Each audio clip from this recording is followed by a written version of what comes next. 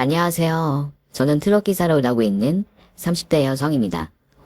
공사 자재를 싣고 전국에 있는 공사장에 배달을 하는데요.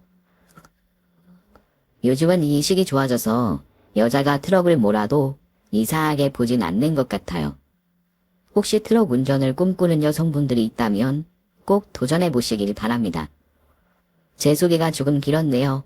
저는 오늘 재미난 반전 세안을 써볼까 해요. 남편과 시아버지, 그리고 반전을 일으키는 인물에 대한 스토리이니 꼭 끝까지 들어주세요. 그럼 이야기를 시작해보겠습니다. 저는 청소년 시기부터 대학 때까지 씨름 선수로 활약했어요. 어렸을 때는 제 이름만 들어도 다들 놀랄 정도로 씨름계에서는 전설로 통했답니다. 여하튼 계속 씨름 쪽으로 나가려고 했는데 잦은 부상 때문에 선수를 포기했고 코치로 일을 해봤지만 벌이가 시원찮아서 다른 직업을 선택하기로 했답니다. 저는 이왕 일하는 거 고소득 직업을 알아보게 되었는데 한 달에 1,000만 원씩 버는 직업이 있다고 해서 눈을 돌리게 되었어요. 바로 트럭 운전기사였죠. 월 1,000만 원을 번다는 소리에 혹해서 일을 시작했는데 알고 보니 트럭을 자비로 사했고 기름값과 이것저것 관리비를 제하고 나면 월 수입이 그렇게 많지 않더군요. 그래도 일반 직장 다니는 것보다는 벌이가 좋고 이미 일을 저질렀으니 트럭 할부금 때문에 그만둘 수가 없었답니다. 제가 운반한 품목은 모래였어요. 공사장에서 많은 모래가 쓰이는 데다가 운반 요청이 많아서 그것으로 정했죠. 하루 14시간 이상을 운전하며 일했고 건수로 보수를 받았답니다. 매월 1,000만 원 이상의 돈을 벌었는데 이것저것 다 빼면 월 5, 600만 원을 벌었어요. 씨름 코치할 때에 비하면 월급이 3배나 많았으니 충실하고 성실하게 열심히 일하기로 마음먹었네요. 2년 정도 주말 하루만 쉬고 일했더니 차 할부금을 다 갚게 되었고 저에게 일을 주는 사장님들도 많아서 벌이는 배로 늘었어요. 하루 대부분의 시간을 도로 위에서 보냈으니 친구들을 만날 시간이 없는 건 물론이고 남자를 만날 기회조차도 없었답니다. 이대로 노처녀로 쭉 혼자 살면 어쩌나 하는 걱정이 절로 들었죠. 그런데 사람 인연은 아무리 바빠도 찾아오더군요. 어느 날 모래 배달을 끝내고 제가 사는 동네 공터에 주차를 하고 집으로 가는 길이었습니다. 할머니 한 분이 폐지를 높이 쌓은 리어카를 끌고 있었는데 앞을 거의 나가지 못하고 있는 게 보였어요. 그래서 저는 할머니를 도와드리려고 다가갔습니다. 할머니, 많이들 싸우셨네요. 고물상 가시는 길이시죠? 제가 좀 밀어드릴게요. 여리여리한 아가씨가 어떻게 도와주겠다는 거야? 이봐, 아가씨, 괜히 고울손 망치지 말고 그냥 가. 나 혼자 슬슬 밀면서 가면 되니까. 할머니, 잠깐 비켜보세요. 제가 혼자 밀어볼 테니까요. 자네 팔뚝으로는 어림도 없다니까 그러네. 아이 그래, 그럼 한번 밀어봐봐. 캐지와 고철이 잔뜩 올려진 리어카의 바퀴는 바람이 거의 없어 굴러가지 않았습니다. 그래서 저는 리어카 손잡이를 잡고 공주호로 들어올렸습니다. 리어카 바퀴를 허공에 띄우자 고물상을 향해 달려왔어요.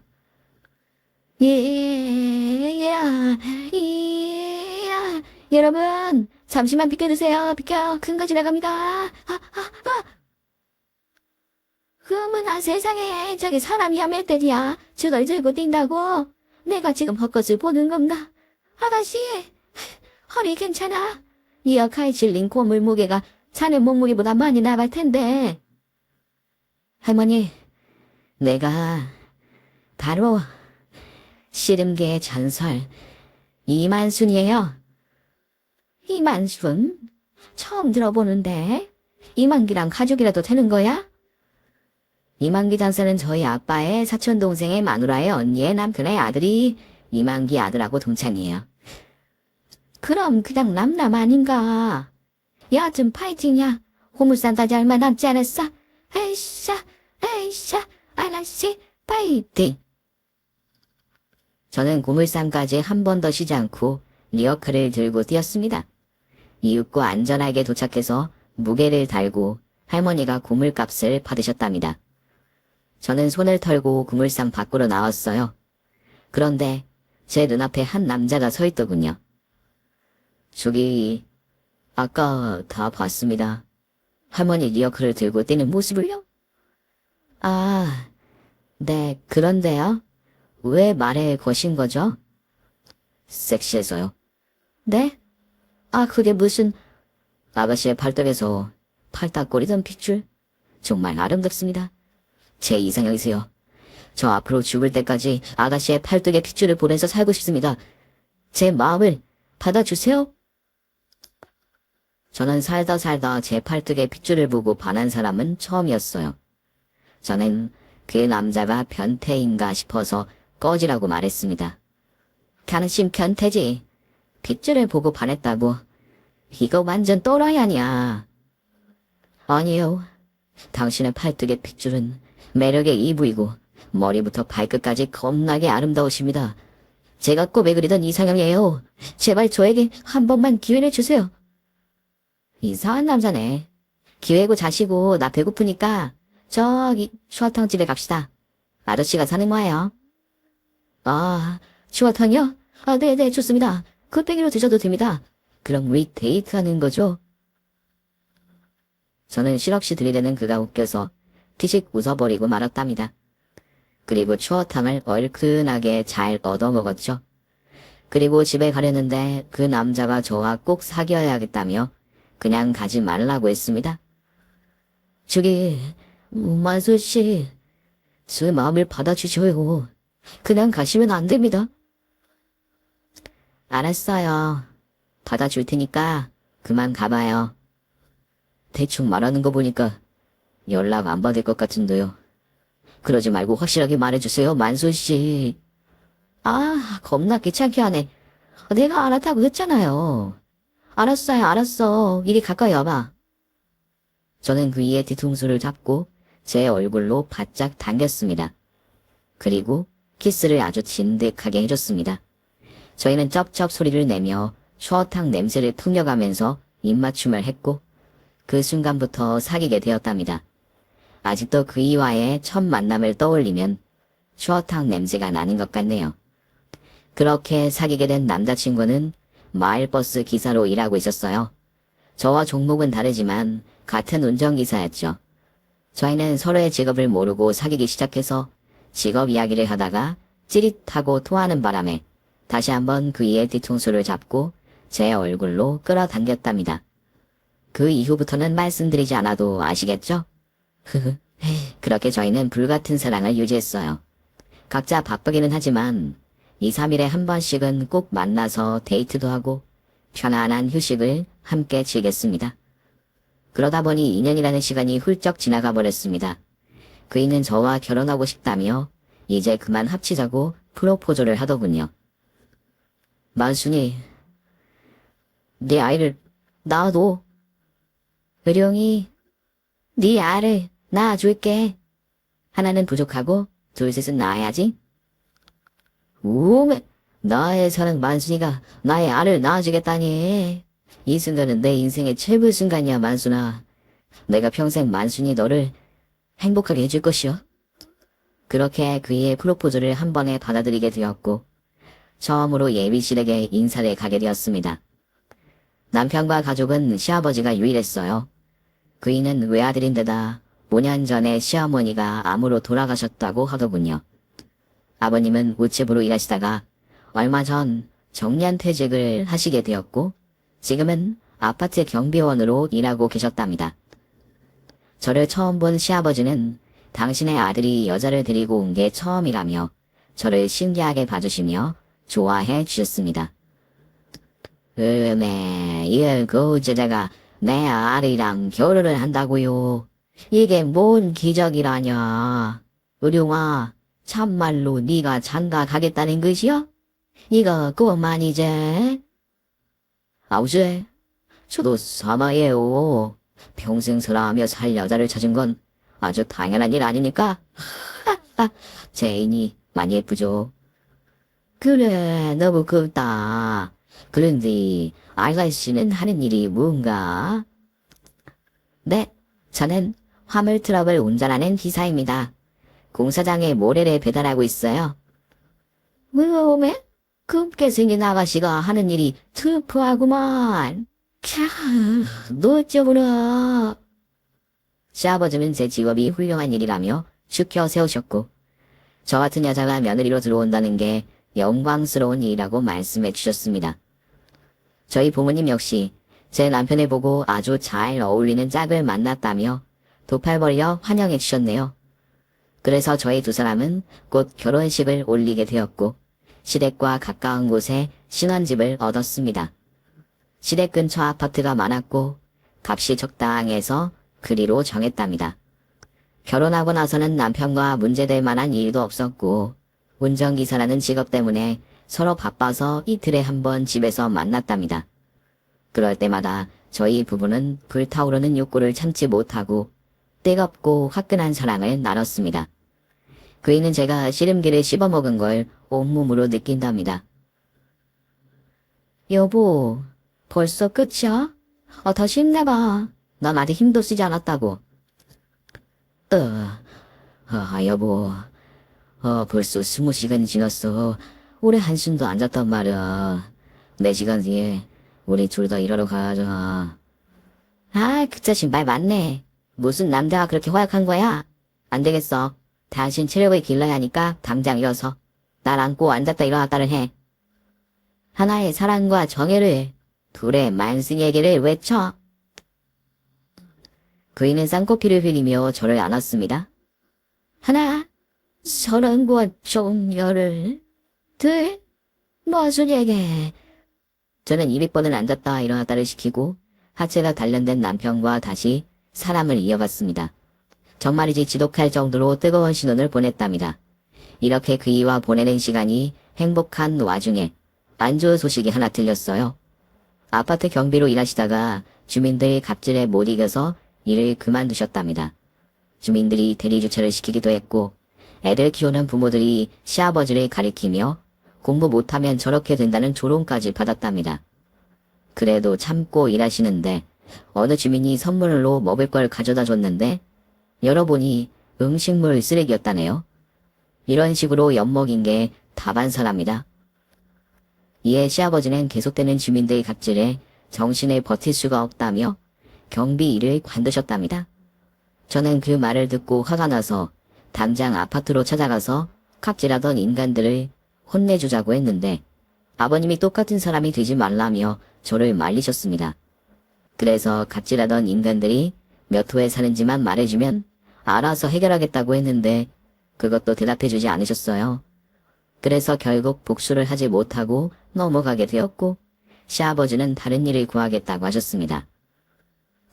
나도 너희들처럼 운전하는 직업을 해볼까 하는지 택시기사가 몸도 편하고 재밌을 것 같아 도전해보려고 말이다. 아버님, 일은 그만하셔도 돼요. 저희가 용돈 드리고 있잖아요. 그냥 편하게 노인장이나 다니시고 게이트볼이나 재밌게 치면서 지내세요. 거기 가면 할머니들 많다면서요. 여자친구도 사귀고 그러세요. 아니요. 나는 노는 게 체질에 맞지도 않고 너희들한테 손 벌리고 싶지 않다. 난 힘이 닿는 데까지 일을 하고 싶다고. 난 아직 청춘이라고. 어쨌든 택시 자격증 따려고 준비 중이니까 그런 줄 알고 있어라. 그러니 나한테 용돈 같은 것도 주지 말고 너희들 미래를 위해 모아두거라. 니들도 이제 슬슬 손주를 봐야 쓰지 않겠냐. 그건 그렇고 아버님한테 지원하는 건 어렵지 않아요. 저희 둘이 충분히 많이 벌고 있으니까 일할 생각 마세요. 아니란께. 나는 일을 안 하면 몸이 아파서 안 된다.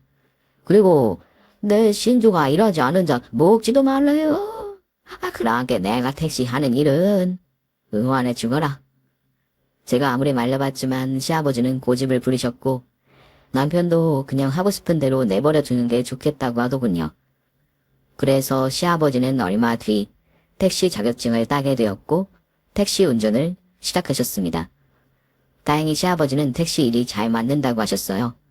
돈도 벌고 드라이브도 한다면서 오랫동안 하고 싶다고 하셨답니다. 이렇게 저희 부부와 시아버지는 모두 같은 운전기사로 일했기 때문에 세 사람이 모이면 일 이야기를 많이 했답니다.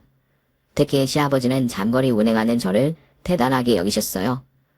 며느라, 니는 참말로 고생 한번 해보지 않은 것 같아 보이는데 그 큰 트럭을 몰고 12시간 이상씩 운전을 어떻게 하는 거냐? 내가 그 일을 했으면 아마 얼마 못 가 포기했을 것이여. 넌 참말로 대단혀. 아버님, 차가 클수록 더 안전해요. 운전하기도 편하고요. 저는 택시 운전한 씨는 아버님이 더 대단해 보여요. 저는 고속도로만 달리니까 스트레스가 거의 없어요. 그런데 택시는 아니잖아요. 막히면 짜증나고 손님 신경 쓰면서 운전해야 하니까 저는 택시 운전을 했으면 성격에 안 맞아서 바로 관뒀을 거예요. 참 신기하다. 같은 운전직이면서 사정은 다르니까 말이오. 어디에나 고충이 있긴 하지만 같은 운전수끼리 대화하니까 속이 뻥 뚫리는 기분이라니까. 저도 그래요. 운전하는 일이 별거 아닌 것 같지만 굉장한 심혈을 기울여야 하잖아요. 그래서 저는 택시도 그렇고 남편이 하는 버스나 택배 같은 차들을 보면 일단 존경심부터 든다니까요. 다들 자랑스러운 일을 하는 사람들 아닙니까? 시아버지가 택시 일을 시작하시면서 저하고 더 많이 가까워졌답니다. 운전하다 졸리면 어떻게 해결하는지, 화장실이 급하면 어떻게 처리하는지 등등 서로의 노하우를 공유하는 대화를 참 많이 했어요. 그러던 어느 날 시아버지가 좋은 소식을 들고 오셨습니다. 저와 남편의 고깃집으로 부르셔서 나가봤더니 웬 중년 여성분과 다정하게 앉아 계시더군요. 여자친구가 생겼다는 걸 금세 알아차렸죠. 저는 활짝 웃으며 두 분 앞에 서서 축하 인사를 드렸습니다. 아버님, 애인 생기셨군요. 맞죠? 그래. 내 여자친구다. 오늘부로 투투야. 투투요. 아, 사귄 지 22일 돼서 투투라는 거죠? 아버님 그런 것도 아세요? 귀여우셔라. 그래, 투투 기념으로 너희들에게 내 여친을 소개하려고 데려왔다. 어때? 내 여친 예쁘지? 너무 고우세요. 꼭 영화배우 같아요. 그런데 여자친구분은 뭘 하시는 분이세요? 제 물음에 시아버지 여자친구가 대답했습니다. 나는 운전면허 학원에서 운전강사로 일하는 사람이에요. 반가워요. 제 이름은 운전자라고 해요. 이름대로 직업을 선택하게 됐네요. 성함이 운전자라니. 이야, 이건 마치 운명 같아요, 어머님. 우리 식구들 모두 운전하는 사람들이잖아요. 저도 그렇게 생각해요, 만순씨. 트럭 운전은 할만해요?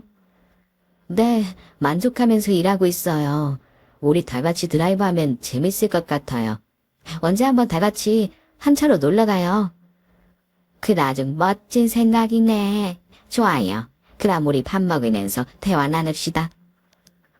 저희는 고기를 먹으며 각자의 운전 고충을 이야기하기도 했고 재밌던 에피소드를 나누기도 했답니다. 시아버지가 연애를 하게 되면서 몸도 마음도 많이 젊어지셨어요. 피부에도 신경 쓰신다고 꼭 선크림을 바르셨고 옷도 빳빳하게 잘 달아서 입으셨어요.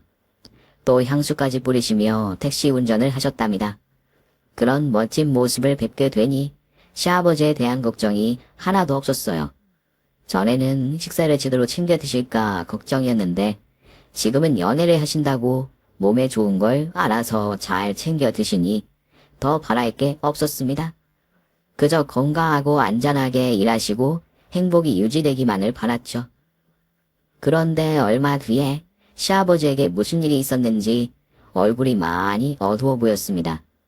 혹시 여자친구와 헤어졌나 싶어 조심스레 여쭤봤습니다. 아버님, 혹시 여자친구분이랑 잘 안 되신 거예요? 아니, 우린 잘 만나고 있다. 이제 곧 있으면 사귄 지 50일이야. 그런데 왜 이렇게 기운 없이 계세요? 무슨 큰 고민이 있는 것 같으신데? 아니다. 그냥 가을 자서 그런가 보다. 별거 아니니까 신경 쓰지 말거라. 시아버지는 분명 무슨 일이 있는데 숨기고 있었습니다. 저는 무슨 일인지 궁금해서 시아버지 애인한테도 연락해서 물어봤답니다. 두 분 사이에 별일이 없다고 하셔서 다른 일이 있는지 여쭈어봤더니 그분도 아시는 게 없더라고요. 그래서 무슨 일인지 알아보려고 했는데 시아버지가 알려주지도 않으시고 주변을 살펴보았지만 무슨 일인지 모르겠더라고요. 그런데 어느 때 표정이 굳어지는지 알아봤더니 택시 운전을 마치고 집으로 돌아오셨을 때부터 아침까지 시무룩해 있는 거로 밝혀졌어요. 시아버지 애인이 며칠 전부터 시댁에서 지내시면서 알게 되셨답니다. 일이 힘들었냐고 물으시면 괜찮다는 대답만 하시고 아침까지 우울한 표정으로 계셨다는 거예요. 그래서 저는 택시 일을 하면서 스트레스가 심하신 것 같아 서프라이즈를 한번 하기로 했어요. 제가 쉬는 날 시아버지께 전화를 드려 어디쯤 운전하고 계신지 여쭈어봤어요. 그리고 그 동네로 가서 택시 어플을 켜고 아버님 택시를 타려고 예약을 잡았답니다. 이윽고 갓길에 택시를 세우자 제가 옆자리에 탔더니 시아버지가 깜짝 놀라더군요. 어머, 기사님이 엄청 미남이시네. 저기 실례지만 여자친구 있으세요? 아이고, 이게 누구야? 하하하, 너 방금 나랑 통화한 게 내 택시를 타려고 물어본 거냐? 그래서 불러 내 택시를 예약한 거야. 네, 아버님하고 데이트 좀 하려고요. 아버님, 우리 멀리 나가요. 가평이나 양평 이쪽으로 가서 놀다 오자고요. 아이고 아가, 내가 걱정이 돼서 이러는 거냐. 그런 거라는 신경 쓰지 마라. 그냥 가을도 타고 기분이 가라앉아서 그런 거니까. 그러니까 기분 업 하러 가자고요. 이렇게 젊은 여자가 데이트하자고 하면 좋다고 하셔야지. 왜 이렇게 챙기세요? 으흐, 그런가? 그래, 그럼 며느리랑 단둘이 데이트나 나가보자. 가평으로 출발. 예, 신난다. 아버님, 거기 가서 맛있는 것도 먹고 기분물에 발도 담그고 와요. 그렇게 시아버지 택시를 타고 멀리 나가서 가평까지 들어갔답니다. 비포장 도로까지 달려가 계곡이 펼쳐진 길가에 차를 세웠습니다. 여기서 내릴까? 여기 물 깨끗하고 좋네. 네, 여기서 바람도 쐬고 저쪽에 한방 오리고기 파는 데도 있네요. 오늘 아버님의 몸과 마음에 제가 제대로 보신시켜드릴게요. 어서 나가요. 그렇게 시아버지와 계곡물에 내려가 신발을 벗고 발을 담그기도 했고 물을 뿌리는 장난도 쳤답니다. 하하호호 웃으며 계곡에서 머물다가 음식을 먹으러 식당으로 자리를 옮겼어요. 손님은 저희밖에 없어서 음식이 무진장 빠르게 나왔답니다. 오리고기를 먹으니 저절로 술이 땡겼어요. 아버님, 우리 술도 한잔 할까요? 뭘 그러면 너 혼자 먹으라. 나는 운전을 해야잖니. 아, 그런가? 그럼 그냥 콜라나 마시죠. 다음에는 택시 말고 제 남편 승용차를 타고 놀러와요. 그때는 저랑 아버님이 진하게 한잔하자고요. 그래, 고맙다, 제아가. 오늘 네 덕에 땡땡이를 제대로 치는구나.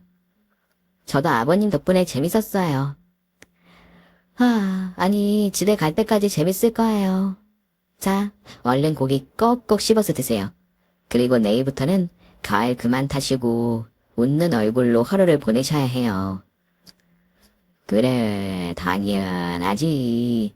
우리 새끼가 이렇게 신경을 써주는데 내가 인상을 고길 수가 있겠냐? 오늘 제대로 몸과 마음을 보신했으니 내일부터는 활기차게 보내도록 하마. 시아버지와 저는 가평에서 2시간 정도 놀다가 택시를 타고 돌아왔습니다. 그리고 다시 활기찬 일상을 찾은 시아버지는 한동안 제가 바랬던 대로 밝은 미소로 다니셨습니다. 시아버지 애인이 저에게 무슨 짓을 했길래 사람이 이렇게 달라지냐며 저에게 비결을 알려달라고 하더군요. 그래서 저는 저와 시아버지만의 비밀이라 전하고 말았답니다. 그리고 저는 저대로 열심히 일하고 남편도 마을버스 기사로 시아버지와 여자친구분도 각자의 자리에서 열심히 일했습니다. 그런데 한 달이 지나자 시아버지의 표정이 다시 어두워졌어요. 또 서프라이즈를 해야 하나 싶었어요. 여자친구분은 잠시 친정집에 일이 있다고 시골을 내려가신 터라 많이 외롭기도 하고 기분이 처져 있는 것 같았습니다. 그래서 이번에는 제 손으로 직접 음식을 해드리려고 잠을 봤답니다. 소갈비와 사골뼈를 사서 시댁으로 향했답니다. 얼추 시아버지가 퇴근할 시간이 된 것 같아서 시댁 앞에서 만나면 되겠다 싶었죠. 조금 늦은 시간이긴 하지만 시아버지가 저녁을 늦게 드시는 알고 있어 9시쯤에 시아버지 댁 앞에서 기다리고 있었습니다.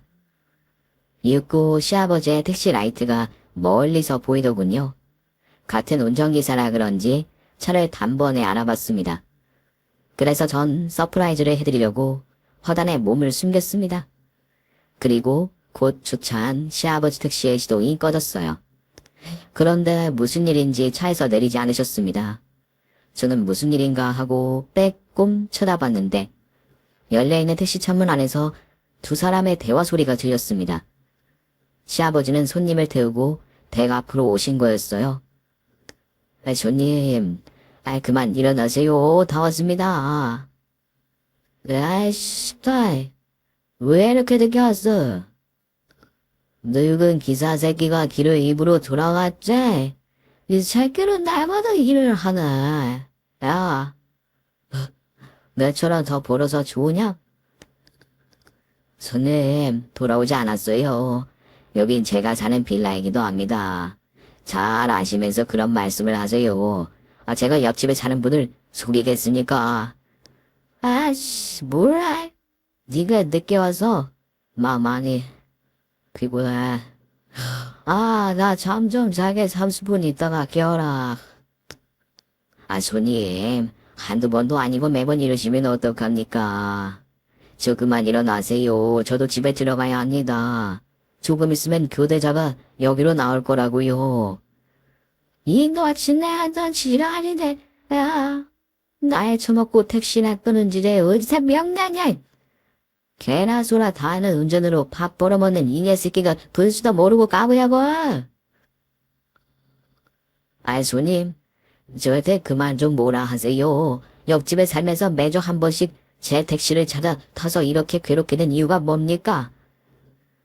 왜긴 왜야. 니놈 생긴 것부터가 마음에 안 들고 하찮은 일을 하는 것도 빙딱 같아 보여서 싫다고.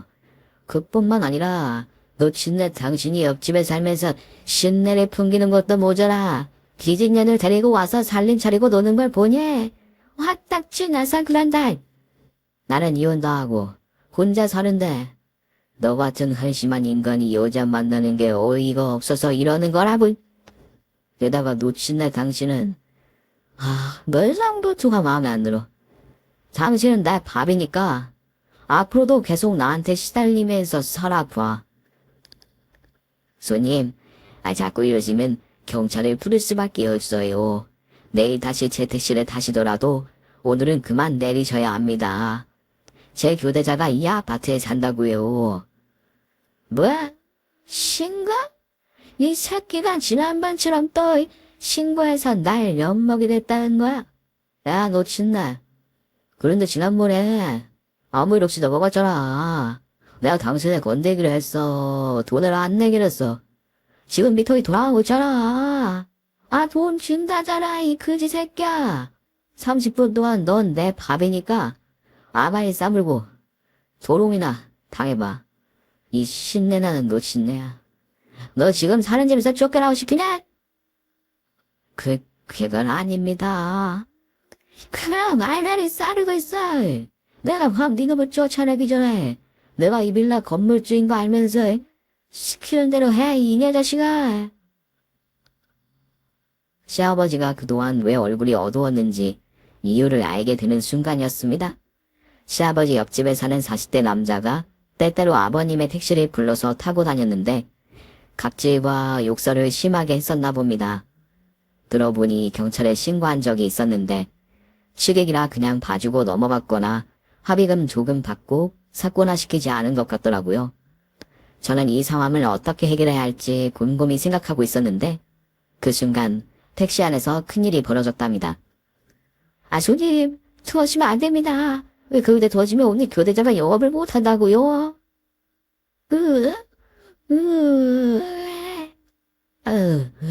이런 느낌이, 이 자식아, 영업 못하면 내가 돈으로 쉬면 될 거 아니야.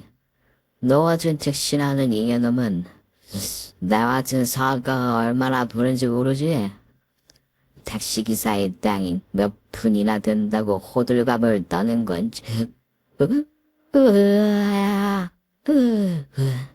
야, 너 진짜 내 등 좀 두들겨 봐봐. 시원하게 조조망해 말이야. 아, 진짜 너무하시네. 손님, 당장 내려요. 당신이 얼마나 잘났든 간에 삶을 이렇게 무시하고 농락해도 되는 겁니까? 경찰에 신고할 테니 내리셔요. 예, 얘도 신내가 들어왔나? 야, 네가 뭘 해도 안 된다는 거 몰라? 너 내 빌라에서 쫓겨나고 싶어?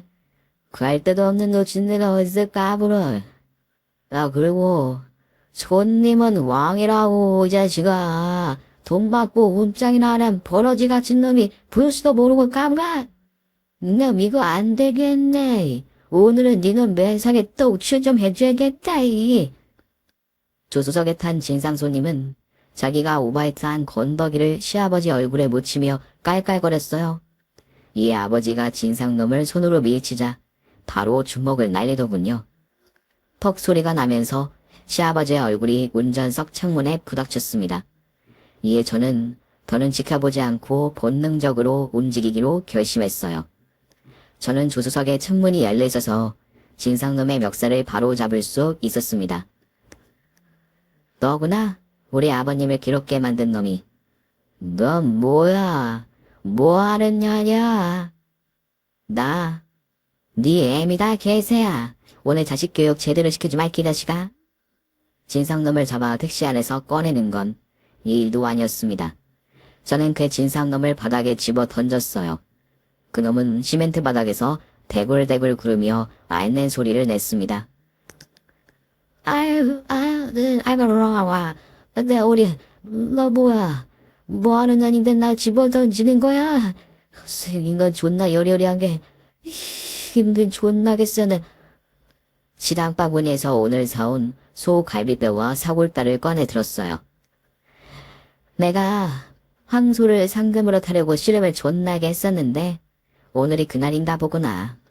이 소뼈가 황소를 대신하는 나의 상금인가 보다. 너 때려눕혀 돼지게 패라고 하늘이 지어진 선물인가 보다.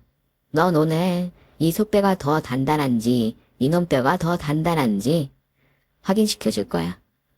자, 그럼 너의 주둥아리부터 날려주마. 소 갈비뼈와 사골뼈를 왼쪽 오른쪽 뺨을 갈기며 그놈의 주둥이를 털어버렸습니다. 턱주가리가 옆으로 돌아갔다가 다시 맞춰지기를 반복하면서 패졌죠. 그러다 곧 강냉이 몇 알이 입안에서 튀어나오자 기싸대기를 그만 때리기로 하고 몸뚱이를 사정없이 갈겼습니다. 그렇게 매를 맞던 진상놈은 술이 확 깼는지 벌떡 일어나서 방어하기 시작했어요. 너 뭐야? 이게 여자라고 봐주려고 했더니 안 되겠네. 너 내가 누군지 알아? 응, 알아. 오늘 돼질놈이지. 들어와 이 개 진상 새끼야. 진상놈은 제 얼굴을 때리려고 주먹을 날렸는데 제가 옆으로 살짝 피하고 그놈의 턱주가리를 팔꿈치로 올려치고 양 허리를 잡고 씨름 기술을 시도했습니다. 안다리로 시멘트 바닥에 잡아때리자 진상놈이 살짝 기절했더군요. 그래서 저는 그놈 귀에 대고 속삭였습니다. 벌써 기절하면 어떡해. 이제 시작이야. 또 뭘 하려고. 너 정치가 뭐야. 나? 씨름계의 전설로 남은 이만순이다. 이만순, 처음 듣는데 이만기랑 친축이라도 되는 거냐? 그래, 우리 아빠의 사촌 동생의 마누라의 언니의 남편의 아들이 이만희 아들하고 동창이다. 존나게 인연 있겠지. 뭐, 그 정도면 남남 아니야? 응, 남남이지. 나 이만수는 지금 너의 정신을 혼미하게 만들었다. 왜 그런지 알아? 다음 기술이 들어갈 거니까! 저는 진상놈을 일으켜 세워 들배지기 기술을 써서 허공에 날려버렸습니다. 그 순간 제가 공중을 붕 날라서 소 갈비뼈로 그놈 주둥이에 쑤셔 박아버리고 아구참을 갈겨주었답니다. 진상놈은 바닥에 쓰러져 갈비뼈를 입에서 뽑아내자 오바이트를 꾸역꾸역 하더군요. 그 순간 저는 발로 놈의 뒤통수를 내리쳐서 오바이트의 얼굴을 묻어버렸습니다. 이 새끼야, 네가 처음 보니까 네가 다 처먹어. 깨끗하게 핥아먹어.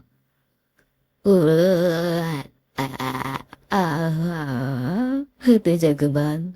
내가 뭘 잘못해서 이러는 거야. 저 놓치느라 무슨 사이인 거냐. 그래, 하나밖에 없는 나의 시아버지다.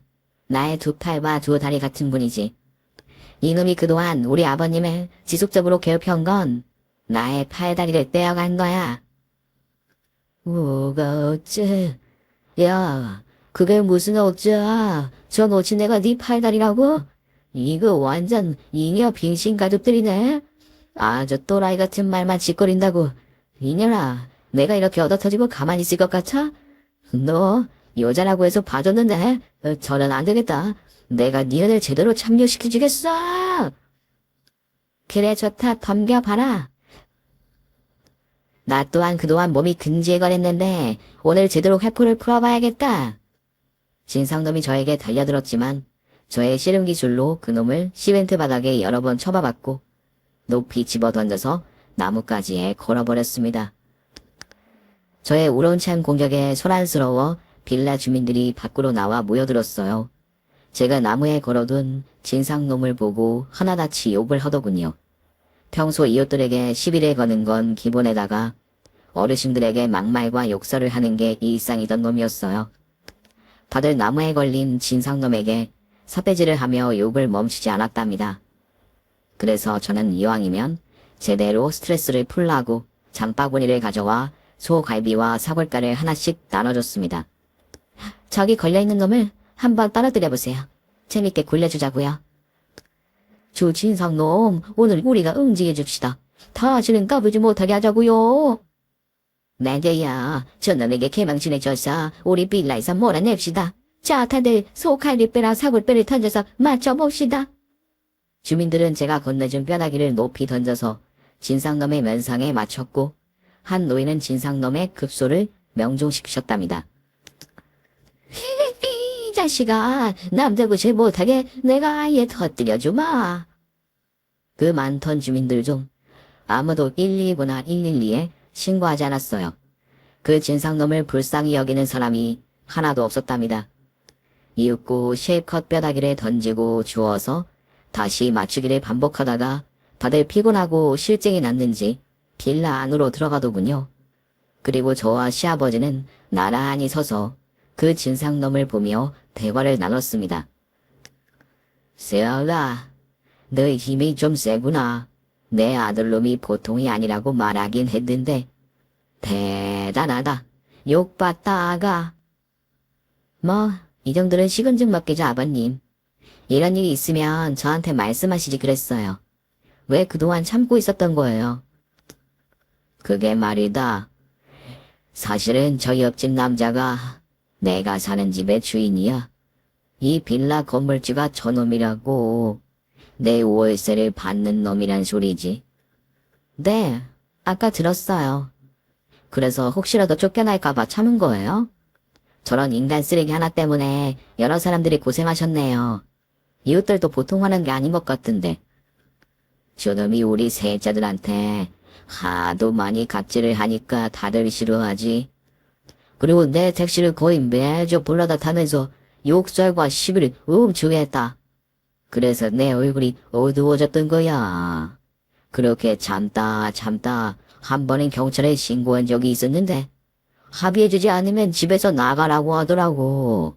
그래서 어쩌겠냐. 내가 당장 갈 곳이 있는 게 아니었으니 매번 봐주고 넘어간 거지. 오늘 저 자식이 저한테 대지게 맞고 저기 걸려있게 됐으니 이젠 집을 빼야겠네요. 아마도 그래야겠지. 저 꼴을 당했는데 나한테 세를 계속 주려고 하겠냐. 그리고 나도 이제 저놈 얼굴 안 보고 살고 싶다. 그래요. 그럼 저랑 남편이 집을 해드릴게요. 뭐야? 아니다. 난 그냥 조용한 고시원에 들어가 살 거야. 니들한테 폐를 끼치고 싶지 않다고. 걱정하지 마세요. 저희도 같이 살 거거든요. 저랑 아버님 아들이랑 아버님까지 세 식구가 같이 살 거예요. 아버님 애인은 아직 100일도 사귀지 않았으니까 성급하게 재혼하지 마시고 애인으로 오래 사귀어보고 결정하세요. 그래, 고맙다. 그런데 난 재혼 안 한다. 재혼도 형편이 돼야 하는 거잖니.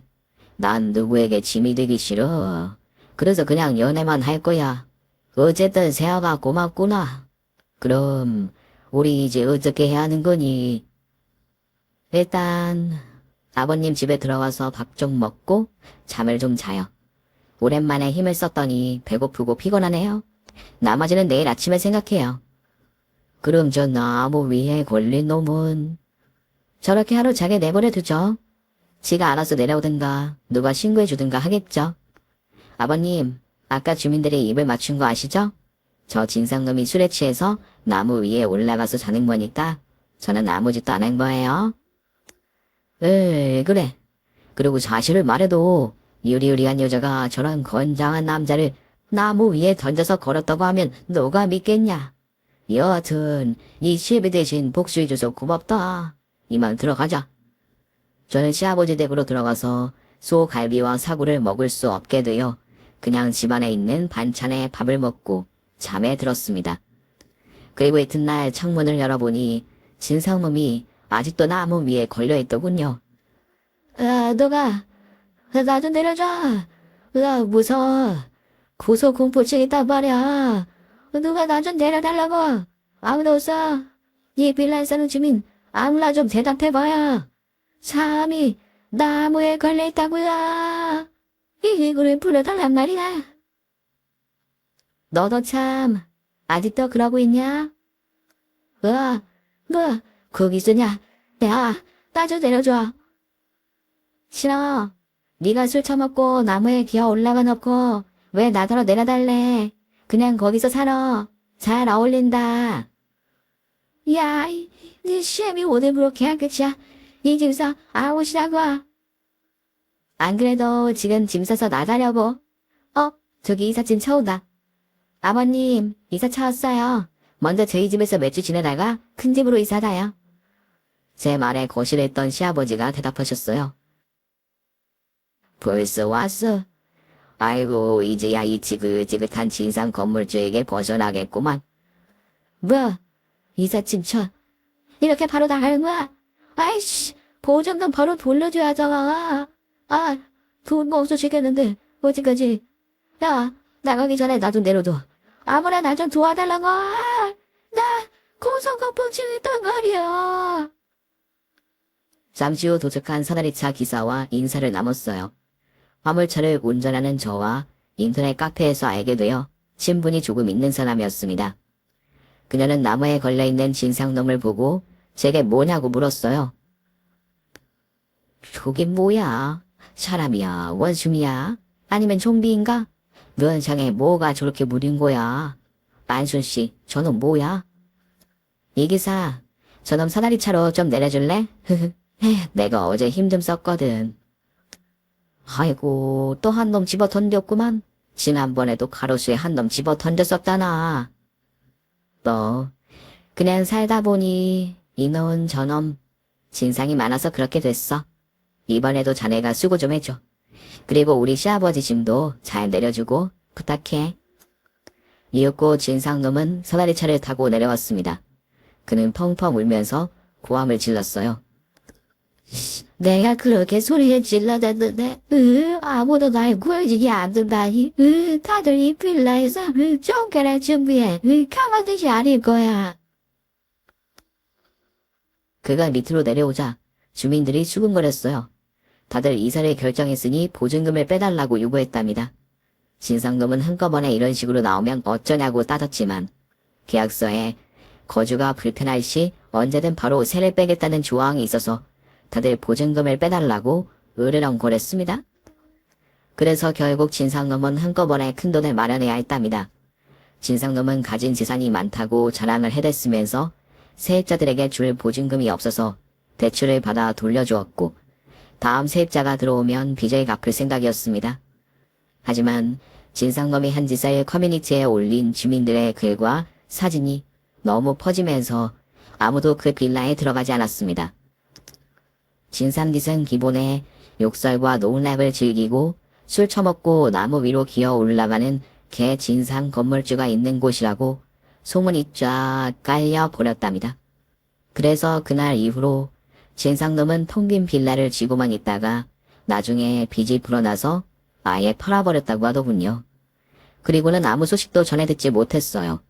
어딘가 짱 박혀서 조용히 살고 있을 것 같지는 않고 개 진상을 부리다가 저 같은 사람을 만나 돼지게 맞으면서 살고 있으리라 예상됩니다. 한편 저희 집에 모신 시아버지는 몇 주 만에 이사를 했습니다. 조금 값이 나가는 아파트였는데 그곳은 시아버지가 경비원으로 일했던 아파트였답니다. 제가 입으로 거기로 이사를 가자고 했어요. 시아버지한테 갑질했던 이웃 목록을 적어두었는데 이제부터 하나하나씩 손을 봐주려고 작정하고 왔답니다. 그래서 저는 이사를 하자마자 진상들을 감시하며 지냈어요. 뭐 하나 걸리거나 경비원에게 갑질하기만 하면 나무 위에 널어버릴 생각이었죠. 지금 그 아파트에 6개월 넘게 살았는데 저는 여기 회장이 되었습니다. 진상 몇 명을 처리했더니 이웃들이 저를 영웅화시키면서 회장으로 앉혔답니다.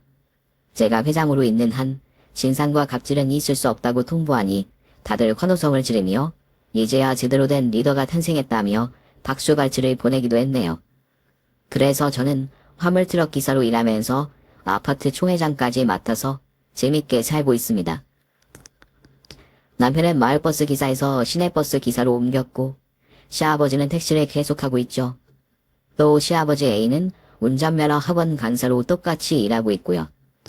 그리고 좋은 일이 하나 생겼는데 제가 아이를 가지게 되었습니다.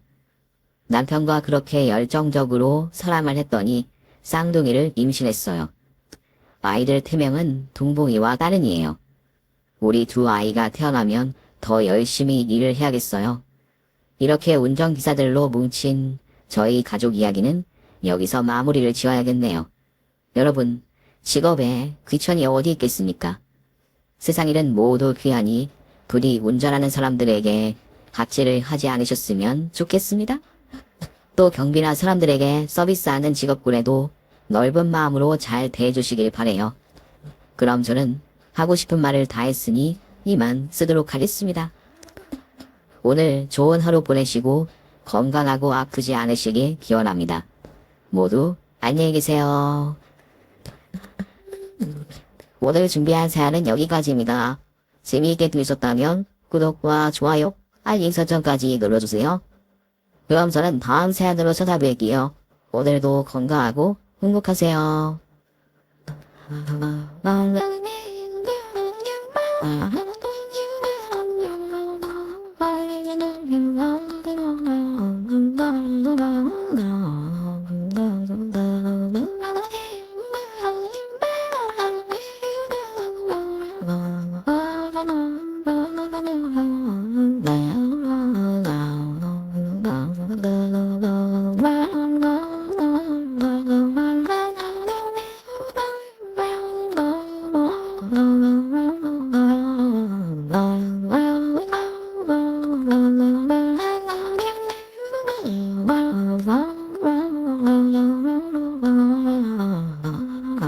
Down,